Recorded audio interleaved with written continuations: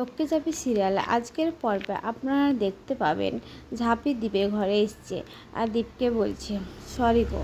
তখন দ্বীপ বলে কেন, সকালে যেভাবে তোমার সঙ্গে ব্যবহার করেছি তারপরে তুমি আমার পাশে থেকেছো বলে। তখন দ্বীপ বলে তোর পাশে থেকেছি বলে আলাদা করে তোর পাশে থাকার বা কী আছে, আর তাছাড়া তুই কি করবি না করবি তা এবারই মানুষটা কেন মাথা ঘামাবে এসব বলে। তখন ঝাঁপির কাছে যায় আর ঝাঁপিকে হাতটা ধরে আর ধরার বলে তুই কি করতে চাচ্ছিস, যখন ইচ্ছা হচ্ছে তখন তুই বিয়েটাকে মেনে নিচ্ছিস মাছাড়া লক্ষ্যের ইচ্ছাতে, এবার যখন ইচ্ছা হচ্ছে তুই একটা পোলা মাংসের দোকান দিচ্ছিস, তোর কী মনে হয় এই পোলা মাংসের দোকান থেকে তোর ওই 80 লক্ষ টাকা শোধ হয়ে যাবে। তখন ঝাঁপি বলে না গো, আমি একটা ব্যাংক খুলতে যাই। তখন দ্বীপ বলে ব্যাংক, এই পোলা মাংসের দোকান থেকে তুই ব্যাংক খুলবি তা বলছে। তখন দ্বীপ ঝাঁপি বলছে না, আমি একটা কথা ভেবেছি। তো কী কথা? তখন ও বলে যে এই কথাগুলা, তখন বলে আমি কিছুই বুঝতে পারছি না, সব কিছু মাথার ওপর দিয়ে যাচ্ছে। তখন ঝাঁপি বলে দাঁড়াও আমি তোমাকে সব বুঝিয়ে বলছি বলে একটা বোর্ড নিয়ে আসে আর নিয়ে এসে বলে ওই জামপুতা গ্রামে গিয়েছিলাম আর 10টা মানুষের কাছ থেকে আমি 3,500 টাকা নিয়ে এসেছি, সেই টাকা থেকে আমি পোলাও মাংসের দোকান দিয়েছি আর সেই দোকান থেকে এত টাকা করেছি, আর যেটা থেকে আমি লাভ বের করতে পারবো সেটা থেকে ওদেরকে সুদ সমত টাকাটা দিয়ে আসবো এসব বলে। আর যদি এইভাবে যদি আমি 1000টা লোককে যদি মন জয় করতে পারি এই 2 বছরে, তাহলে তো আমি একদিন ঠিকই ব্যাংক খুলতে পারবো গো দীপদা। কী বলো তো, যে আগে মানুষের বিশ্বাস অর্জন করতে হবে, তাহলে আমি ঠিকই পারবো এসব বলে।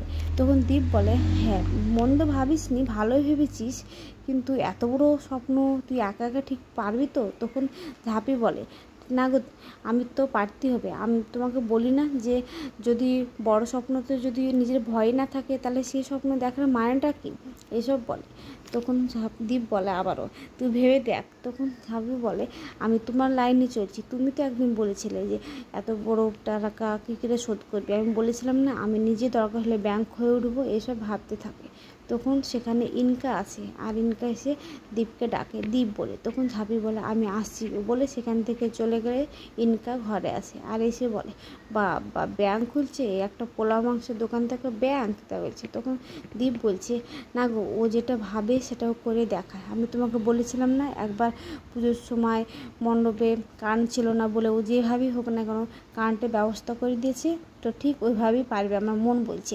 আবার কে কথা দিয়েছিল যে হাড়ি ভেঙে সমস্ত বাগানের আম এনে দিবে, তো হাড়ি ভেঙে সমস্ত বাগানের আমও এনে দিয়েছে। তখন বলছে এ দ্বীপেও আবার ঘুরে বলছে কিন্তু ওটা আর এটা কি সমান, কিন্তু আমার মন বলছে ঠিক পারবে, দেখি কি করা যায় না যায় এসব ভাবতে থাকে। তখন দ্বীপ সেখান থেকে চলে গেলে ইনকা বলে না আমাকে কিছু করতে হবে, ও যদি একবার ব্যাংক খুলে যায় তাহলে কিন্তু লোকজন কিন্তু ওর দিকেই হবে। আমি চাই আমার কাছ থেকে ধার নিতে আর ও চাই সঞ্চয় করতে বলতে এসব বলে। আমি কিছুতেই হতে দিতে পারে না। অন্যদিন সকালে তার দেখা যায় যে মহলা, আর মহলার জন্যে ঝাঁপি সবাইকে ঘরে ডাকতে যায় আপন আপন ঘরে। তখন দীপকেও ডাকতে যায় আর দীপ ঘুম থেকে উঠে বলে কী রে এত সকালে ডাকাডাকি করছিস কেন? তখন ঝাঁপি বলে কেন আজকে তুমি ভুলে গেলে? তখন দীপ বলে ভুলে গেলাম মানে আজ আবার কী?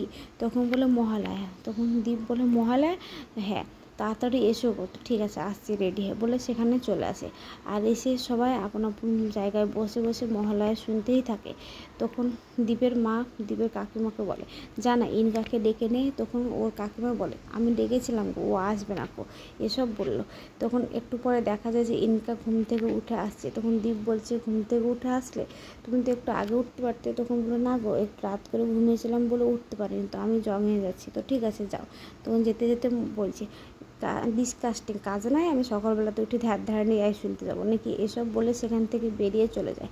তখন ঝাঁপিকে ঝাঁপির ঠাম্মি বলে যে যদি অজয় গেল দুধ আনতে, যদি দুধটা নিয়ে আসে তাহলে তুই আজকে গরম গরম একটু চা করে সবাইকে খাবি, এ বাড়ির নিয়ম যে নতুন বউয়ের হাতে গরম গরম চা খাবে। তখন ওর পিসিমণি বলে হ্যাঁ রে একদম তুই তো লক্ষ্মী এসব বলে। তখন ঝাঁপি বলে যে দিদি শাশুড়ি আর পিসি শাশুড়ি যে হুকুমটা করেছে সেটা আমি অমান্য করি কী করে, আমরা সেই সাধ্য নেই গো এসব বলে সেখান থেকে উঠে চলে যায়। আর পিসি উনিরা সবাইকে ডাকতে থাকে কাঁসাই চুন্নি তোরা তোরা আবার ঘুমিয়ে পড়লি কেন, তোরা ডিস্টার্ব এত করতে পারিস এসব বলতে থাকে। তখন ঝাঁপি যায় ওদিকে। তখন ওর কাকিমণি চা করতে গেলে ঝাঁপি বলে, কাকিমণি আজকে চাটা আমি করি না, দাও। তখন ওর কাকিমণি বলে, তুই করবি? ঠিক আছে, বৌমা চলে এসেছে তো এখন থেকে আমার আরাম, এসব বলে। তখন ওর দ্বীপের মা আসার বলে, আরাম যদি নিতে হয় তাহলে এখানে কেন আরাম নিছিস, নিজের বাবার বাড়ি চলে যা। তখন ওর কাকিমণি বলে, কেন? তখন ঝাঁপি বলে, কেন, আমি তো চাটা করবো বলেছি মা, কাকিমণির তো কোনো দোষ নাই এখানে। তখন বলে, না তুই চা করবি না, এখন তুই হাইসেল ঘরে নিবি, আগে তোকে বাবার বউ বলে মানুক, তারপর সব কিছু দেখছি আমি। তখন ওর ঠাম্মি বলে, তুমি বাবার মানা আর না মানা, তুমি মানা আর না মানার কী আছে, আমি যখন বলেছি ঝাঁপি চা করবে তখন করবে, যাও ছোটো বৌমা চা করে নিয়ে এসো। তখন আবারও বলছে, যাবি না কিন্তু। তখন বলছে, ঠিক আছে। তখন আবারও শাশুড়ি মা বলছে, যাও ছোটো বৌমা। তখন আবারও বলছে, যাবো না। কিন্তু দুজনেই বলছে, একজন বলছে যা, একজন বলছে যাবে না। কী করবে বুঝে না উঠতে পেরে ঝাঁপি বলে, তুমি এরকম কেন করছো, যাও না, চাটা করিয়ে নিয়ে আসি। তখন তাও তবুও শোনে না। তখন দ্বীপের ঠাম্মি দ্বীপের বাবার কাছে যায় আর বলে, দেখছিস তোর বউ সকাল সকাল কী ক্যাচাল পাকিয়েছে। আর কাসাই বলে, এই মহিলাটাকে নিয়ে পারি না, সারা জীবনে সকাল সকাল ক্যাচাল করে।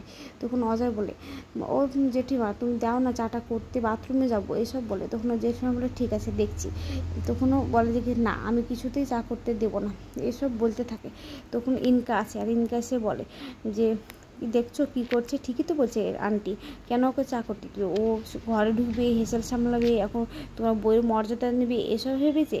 তখন ওর ঠাম্মি ওর বাবাকে বলে, দেখ তোর বউকে কিন্তু বারণ করে দে, একদিন আমি তোর বউদেরকে আমি দিয়েছিলাম এই রান্নার ঘর, আর আজ তোর বউ থেকে বল ওর বৌমা থেকে দিতে।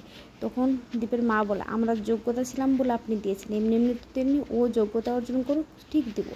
তখন বারবার করে না শোনায়। তখন দ্বীপের মা বলে, দাঁড়া দেখাচ্ছি, চা করাচ্ছি বলে রান্নাঘর থেকে লেবু নিয়ে এসে আর দুধে দিয়ে দেয়, আর দুধটাকে সমস্ত কেটে ফেলে। তখন ঝাঁপি বলে, মা তুমি আমাকে চা করতে দেবে না বলে এতটা দুধ সব তুমি কেটে ফেললে।